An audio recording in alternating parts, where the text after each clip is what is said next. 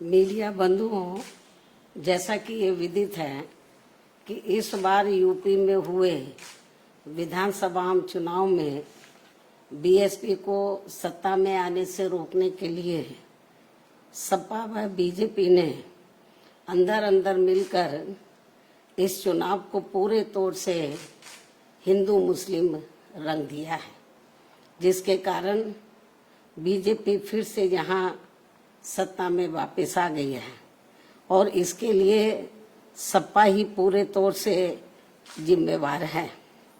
और अब यूपी में खासकर कमजोर वर्गों व मुस्लिम समाज के लोगों के ऊपर जो आए दिन जुल्म जाती हो रही है, तो उसके लिए भी सपा मुखिया ही पूर्ण रूप से जिम्मेवार व कसूरवार भी है।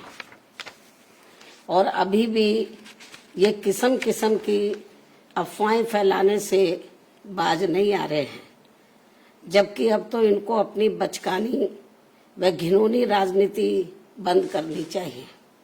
इसके साथ ही इनको मैं ये भी बताना चाहती हूँ कि इसमें भी कोई संदेह नहीं है कि यदि उत्तर प्रदेश सहित पूरे देश में खासकर दलित, आदिवासी, पिछड़ा वर्ग, मुस्लिम व अपर कास्ट समाज में से गरीब तबका भी बीएसपी में जुड़ जाता है, तो फिर ये लोग बीएसपी की मुखिया को पुनः यहाँ यूपी का मुख्यमंत्री बना सकते हैं।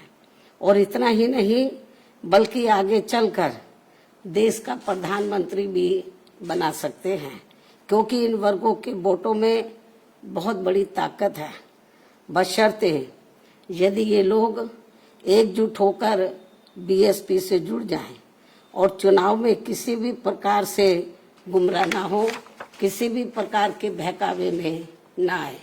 इसलिए मैं अपनी जिंदगी में यूपी की फिर से मुख्यमंत्री बनने व आगे चलकर देश का पीएम बनने का ही सपना देख सकती हूँ, लेकिन देश का राष्ट्रपति बनने का तो सपना मैं कभी भी नहीं देख सकती हूँ।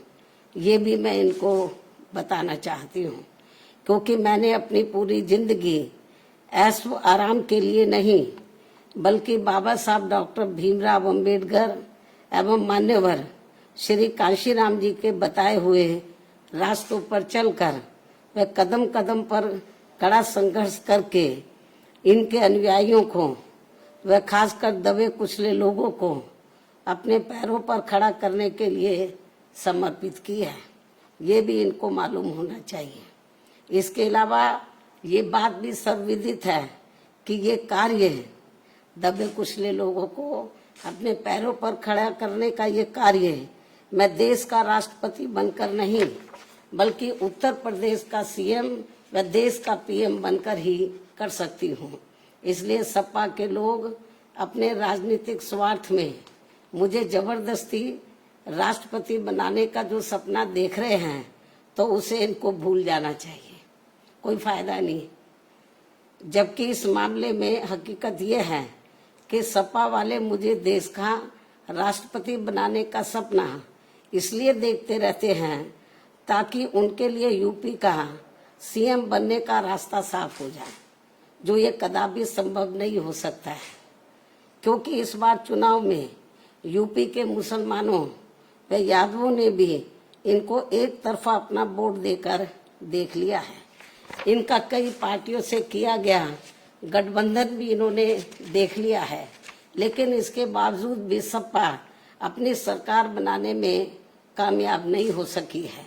ऐसे में मुझे पूरा भरोसा है कि अब वे आगे इनके बहकावे में कतई भी नहीं आएंगे और वे फिर से यहाँ यूपी में बीएसपी की अपनी सरकार जरूर बनाएंगे।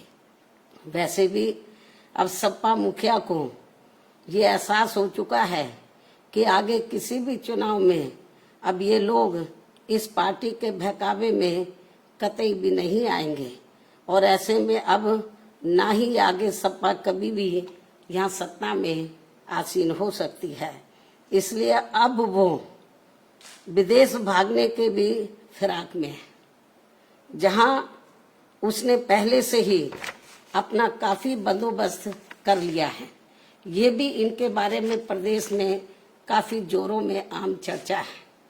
इसके साथ साथ यहाँ मैं ये भी बताना चाहती हूँ कि यूपी में बीएसपी की सरकार में दलित, आदिवासी व पिछड़े वर्गों में जन्मे हमारे महान संतों, गुरुओं व महापुरुषों आदि के आदर सम्मान में जो स्मारक व पार्क आदि बनाए गए थे, तो उनके रख रखाव को लेकर सपा सरकार में तो बहुत ज्यादा और अब भाजपा सरकार में भी काफी ज्यादा उपेक्षा हो रही है, जिसकी वजह से अब आए दिन सभी स्थलों की हालत काफी ज्यादा खराब हो चुकी है। और इस मामले में फिर से मैं वर्तमान भाजपा सरकार का ध्यान आकर्षित कराने के लिए और इस मामले में फिर से मैं रिपीट कर रही हूँ, बहुत इम्पोर्टेंट है क्योंकि मीडिया बहुत गलत तरीके से इसको हाईलाइट कर रहा था। और इस मामले में फिर से वर्तमान भाजपा सरकार का, क्योंकि सरकार का ध्यान आकर्षित कराने के लिए आज मेरी चिट्ठी को लेकर बीएसपी का एक